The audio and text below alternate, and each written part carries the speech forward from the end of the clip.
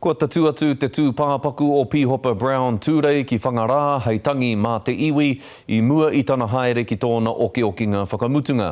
Peta ana ngā mihi mai o hā a te hā rake o te tairāwhiti ki aia, mōna I arahi I a rātau I roto I te whakaaro nui me te ngākau mahaki. E kawea mai nei te he para pai ki wānga I ana hipi o te tairāwhiti. Nā te atuatuni I tuku mai ki a tātou.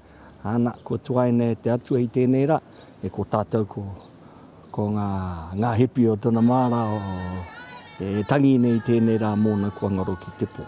Nā te iwi o Ngāti Konohi te taongo te mate me tōna whānau e manaaki mo tēnei rā, I mua I tōna hoki ngātu ki te wā kāinga.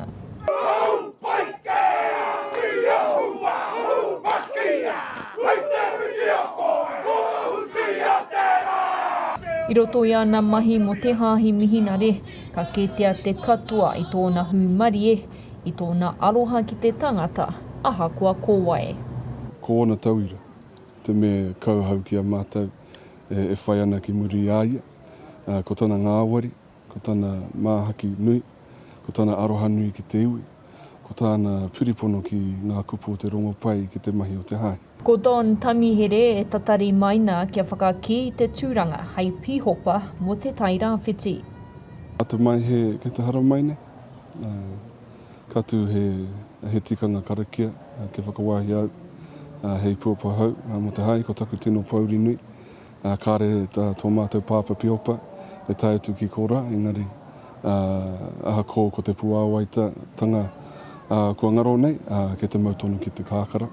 No reira, koe te tūmana kome te whakapono, kei reira tō mātou Pihopa I roto I te wairua.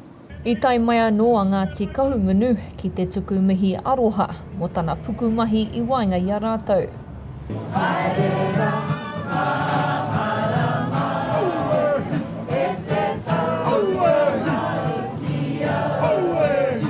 I tua noa a te Pihopa Brown tūrei hei minita ki ngā taki wā mai te puku o te ika ki roto o Ngāti Kahungunu me te tairāwhiti anō hoki. He tika rā kia hoki mai ia ki konei te wāhi I timata rā o nā mahi hei minita.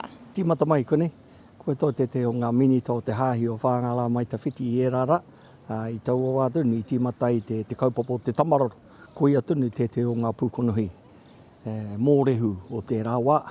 Hei te ata a pōpō ka hikina te taonga o te mate ka kauea ki roto o whangaparaoa ki tōna marae o kauai tangohia. Hei te tekau mātahi o ngā haora a te rā horoi, ngā karakia whakamutunga mōna. Irina Smith, Te Karere.